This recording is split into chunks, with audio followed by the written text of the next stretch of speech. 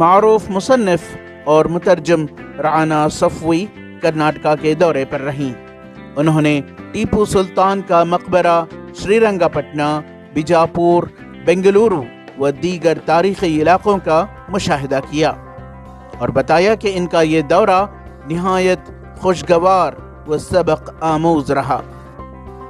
رعنا صفوی کئی کتب کی مصنفہ ہیں اور ان کے قلم کی خصوصیات یہ ہیں کہ وہ ہندوستان کی گنگا جمنی تہذیب، اس کے کھانے، رسم و رواج، تہوار، یادگاروں اور کپڑوں کے ذریعے اپنی سٹوریز کو دستاویز کی شکل دیتی ہیں۔ مجھے تو مطلب میں جو کہتے ہیں نا آن دا ٹائیگرس ٹریل تھی کہ میں ہر جگہ وہاں جانا چاہ رہی تھی جہاں ٹیپو سلطان کا جس سے تعلق ہے، اور جس طرح سے مجھے مطلب یہاں کے لوگوں کے دلوں میں ٹیپو سلطان کے لیے ایک عزت، ایک محبت ملی، اس سے دل خوش ہو گیا بہت۔ مطلب جو بھی جہاں بھی میں گئی، چاہے وہ ان کے وہ جو گنبد ہے جہاں پہ ان کا روضہ ہے، حیدر علی کا ان کا جو مقبرہ ہے، اس میں جو وہ انسکرپشنز لکھے ہوئے ہیں جہاں پہ وہ لکھا ہے حیدر علی کے لیے کرناٹک لکھا ہوا ہے، وہاں پہ جس طرح سے انہوں نے اپنا سب کیا ہوا ہے، اور وہ جو ٹائیگر اسٹرائپس ہیں اندر قبر کے اس میں مقبرے کے اندر، بہت ہی خوبصورت۔ اور وہاں پہ جو لوگ آ رہے تھے، ٹورسٹ بھی آ رہے تھے، سب آ رہے تھے، بہت ہی عزت و احترام سے آ رہے تھے۔ اور جو دریا دولت باغ جو ہے اتنا خوبصورت، تو میں نے مطلب جیسے کہ بڑے بڑے اتنے محل اور پیلسز ہیں، میں تھوڑے دن پہلے بوندی گئی تھی، وہاں پہ بھی پینٹڈ پیلس ہے، تو اس کی جو پینٹنگز ہیں، وال پینٹنگز اتنی خوبصورت ہیں اور ایک تاریخ بیان کرتی ہیں اور ایک رہنے سہنے کا ایک انداز بیان کرتی ہیں، تو بہت ہی خوبصورت ہے۔ رعنا صفوی نے ETV بھارت کو بتایا کہ گنگا جمنی تہذیب ملک ہند کی کبھی نہ مٹنے والی روح ہے جو ہمیشہ رہے گی، چاہے کوئی اسے نفرت کے ذریعے کتنا ہی ختم کرنے کی کوشش کرے۔ میرے لیے نا گنگا جمنی تہذیب جو ہے وہ ایک ساتھ رہنے کا مطلب ہے، مطلب کیونکہ میں اودھ کی ہوں جہاں پہ گنگا جمنا بہتی ہے، تو اس لیے ہم اس کو گنگا جمنی کہہ دیتے ہیں۔ آپ اسے کرشنا کاویری بھی کہہ سکتے ہیں۔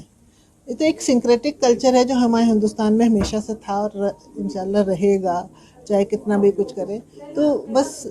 اس کے بارے میں مطلب میں اسی کے بارے میں لکھتی ہوں کہ لوگوں کو پتہ چلے کہ کس طرح سے ہم ساتھ رہتے تھے، ساتھ رہ رہے ہیں۔ اب میں ابھی یہاں بنگلور آئی ہوں، تو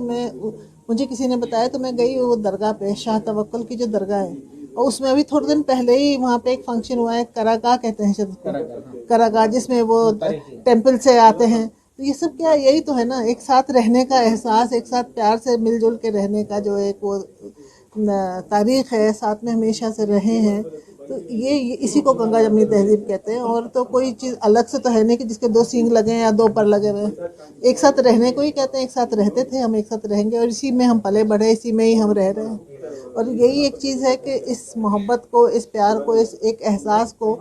ایک دوسرے کے ساتھ ہمیں مل کے بانٹنا ہے اور ایک دوسرے کے بارے میں جاننا ہے۔ مطلب میں جو اپنے پوسٹ کرتی رہتی ہوں، جو میں کتابیں لکھتی ہوں، میں بس اسی لیے لکھتی ہوں کہ نا یہ جو نالج ہے یہ شیئر کرنے کے لیے۔ رعنا صفوی نے کہا کہ ملک ہند میں فرقہ پرست طاقتوں کی جانب سے